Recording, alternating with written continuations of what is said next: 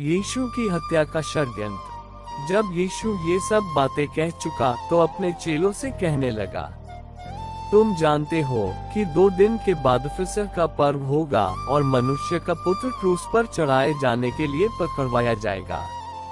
तब प्रधान याजक और प्रजा के पुरनिये कैफा नामक महायाजक के आंगन में इकट्ठे हुए और आपस में विचार करने लगे कि यीशु को छल से पकड़कर मार डाले। परंतु वे कहते थे, पर्व के समय नहीं, कहीं ऐसा न हो कि लोगों में दंगा मच जाए। यीशु पर बहुमूल्य इत्र का छिड़काव। जब यीशु बैतनिय्याह में शमौन कोढ़ी के घर में था, तो एक स्त्री संगमरमर के पात्र में बहुमूल्य इत्र लेकर उसके पास आई और जब वह भोजन करने बैठा था तो उसके सिर पर उंडेल दिया। ये देखकर उसके चेले झुंझला उठे और कहने लगे, इसका क्यों सत्यानाश किया गया? ये तो अच्छे दाम पर बेचकर गरीबों को बांटा जा सकता था। ये जानकर यीशु ने उनसे कहा, स्त्री को क्यों सताते हो? उसने मेरे साथ भलाई की है। गरीब तुम्हारे साथ सदा रहते हैं, परंतु मैं तुम्हारे साथ सदैव न रहूंगा। उसने मेरी देह पर जो यह इत्र उंडेला है, वह मेरे गाड़े जाने के लिए किया है। मैं तुमसे सच कहता हूँ कि सारे जगत में जहाँ कहीं ये सुसमाचार प्रचार किया जाएगा, वहाँ उसके इस काम का वर्णन भी उसके स्मरण में किया जाएगा। यहूदा इस्करियोती का विश्वासघात। तब यहूदा इस्करियोती ने, जो 12 चेलों में से एक था, प्रधान याजकों के पास जाकर कहा, यदि मैं उसे तुम्हारे हाथ पकड़वा दूं तो मुझे क्या दोगे? उन्होंने उसे 30 चांदी के सिक्के तौलकर दे दिए और वह उसी समय से उसे पकड़वाने का अवसर ढूंढने लगा। चेलों के साथ फसह का अंतिम भोज। अख़मीरी रोटी के पर्व के पहले दिन चेले यीशु के पास आकर पूछने लगे, तू कहाँ चाहता है कि हम तेरे लिए फसह खाने की तैयारी करें? उसने कहा, नगर में फलाने के पास जाकर उससे कहो कि गुरु कहता है कि मेरा समय निकट है, मैं अपने चेलों के साथ तेरे यहाँ फसह मनाऊंगा। अतः चेलों ने यीशु की आज्ञा मानी और फसह तैयार किया। जब सांझ हुई तो वह 12 चेलों के साथ भोजन करने के लिए बैठा। जब वे खा रहे थे तो उसने कहा, मैं तुमसे सच कहता हूँ कि तुम में से एक मुझे पकड़वाएगा। इस पर वे बहुत उदास हुए और हर एक उससे पूछने लगा, हे गुरु, क्या वह मैं हूँ?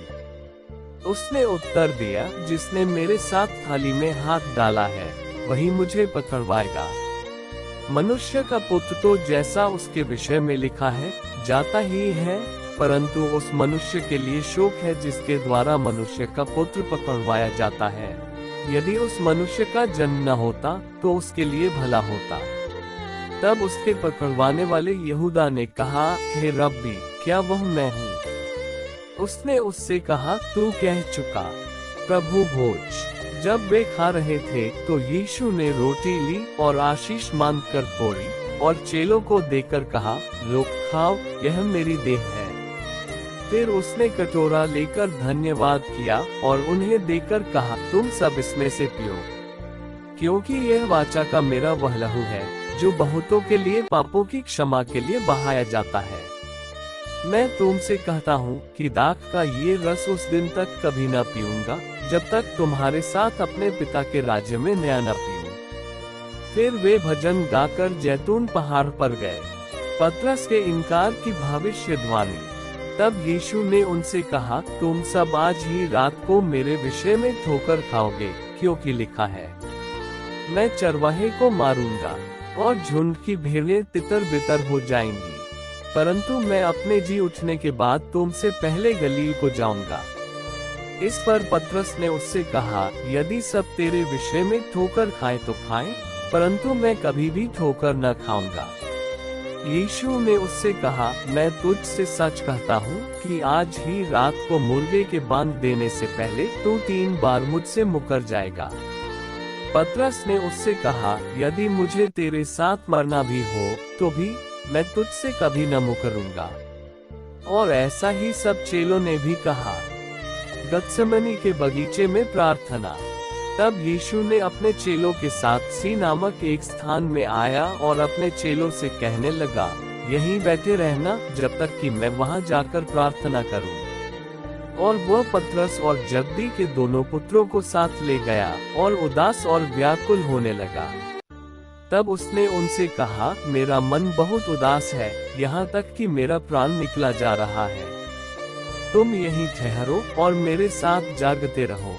फिर वह थोड़ा और आगे बढ़कर मुंह के बल गिरा और यह प्रार्थना करने लगा, हे मेरे पिता, यदि हो सके तो दी मुझसे टल जाए, फिर भी जैसा मैं चाहता हूँ वैसा नहीं, परंतु जैसा तू चाहता है वैसा ही हो। फिर चेलों के पास आकर उन्हें सोते पाया और पतरस से कहा, क्या तुम मेरे साथ 1 घंटे भर न जाग सके?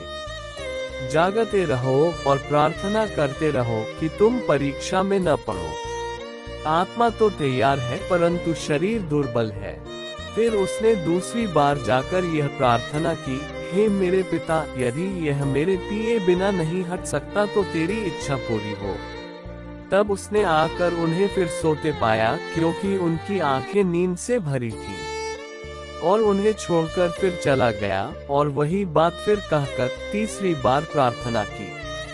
तब उसने चेलों के पास आकर उनसे कहा, अब सोते रहो और विश्राम करो। देखो, समय आ पहुंचा है और मनुष्य का पुत्र पापियों के हाथ पकड़वाया जाता है। उठो, चले, देखो मेरा पकड़वाने वाला निकट आ पहुंचा है। यीशु को बंदी बनाना। वह ये कह ही रहा था कि यहूदा जो 12 में से एक था आया और उसके साथ प्रधान याजकों और लोगों के प्राचीनों की ओर से बड़ी भीड़ तलवारें और लाठियां लिए हुए आई। उसके पकड़वाने वाले ने उन्हें ये पता दिया था, जिसको मैं चूम लूं वही है, उसे पकड़ लेना। और तुरंत यीशु के पास आकर कहा, हे रब्बी, नमस्कार, और उसको बहुत चूमा। यीशु ने उससे कहा, हे मित्र, जिस काम के लिए तू आया है उसे कर ले। तब उन्होंने पास आकर यीशु पर हाथ डाले और उसे पकड़ लिया। तब यीशु के साथियों में से एक ने हाथ बढ़ाकर अपनी तलवार खींच ली और महायाजक के दास पर चलाकर उसका कान काट दिया। तब यीशु ने उससे कहा, अपनी तलवार म्यान में रख ले, क्योंकि जो तलवार चलाते हैं वे सब तलवार से नाश किए जाएंगे। क्या तू नहीं समझता कि मैं अपने पिता से विनती कर सकता हूँ और वह स्वर्गदूतों की 12 सैन्य दल से अधिक मेरे पास अभी उपस्थित कर देगा? परंतु पवित्र शास्त्र की वे बातें कि ऐसा ही होना अवश्य है कैसे पूरी होंगी। उसी समय यीशु ने भीड़ से कहा, क्या तुम तलवारें और लाठियां लेकर मुझे डाकू के समान पकड़ने के लिए निकले हो? मैं हर दिन मंदिर में बैठकर उपदेश दिया करता था और तुमने मुझे नहीं पकड़ा। परंतु ये सब इसलिए हुआ है कि भविष्यद्वक्ताओं के वचन पूरे हों। तब सब चेले उसे छोड़कर भाग गए। कैफा के सामने यीशु और यीशु के पकड़ने वाले उसको कैफा नामक महायाजक के पास ले गए, जहाँ शास्त्री और पुरनिये इकट्ठे हुए थे। और पतरस दूर से उसके पीछे पीछे महायाजक के आंगन तक गया और भीतर जाकर अंत देखने को सेवकों के साथ बैठ गया। प्रधान याजक और सारी महासभाएं यीशु को मार डालने के लिए उसके विरोध में झूठी गवाही की खोज में थे, परंतु बहुत से झूठे गवाहों के आने पर भी न पाए। अंत में 2 जन आए और कहा, इसने कहा कि मैं परमेश्वर के मंदिर को ढा सकता हूँ और उसे 3 दिन में बना सकता हूँ। तब महायाजक ने खड़े होकर उससे कहा, क्या तू कोई उत्तर नहीं देता? ये लोग तेरे विरोध में क्या गवाही देते हैं? परंतु यीशु चुप रहा। तब महायाजक ने उससे कहा, मैं तुझे जीवित परमेश्वर की शपथ देता हूँ कि यदि तू परमेश्वर का पुत्र मसीह है तो हमसे कह दे। यीशु ने उससे कहा, तूने आप ही कह दिया, वरन मैं तुमसे ये भी कहता हूँ कि अब से तुम मनुष्य के पुत्र को सर्वशक्तिमान की दाहिनी ओर बैठे और आकाश के बादलों पर आते देखोगे। तब महायाजक ने अपने वस्त्र फाड़कर कहा, इसने परमेश्वर की निंदा की है, अब हमें गवाहों का क्या प्रयोजन? देखो, तुमने अभी यह निंदा सुनी है, तुम क्या समझते हो? उन्होंने उत्तर दिया, यह मृत्युदंड के योग्य है। तब उन्होंने उसके मुंह पर थूका और उसे घूंसे मारे। दूसरों ने थप्पड़ मार के कहा, हे मसीह, हमसे भविष्यवाणी करके कह कि किसने तुझे मारा।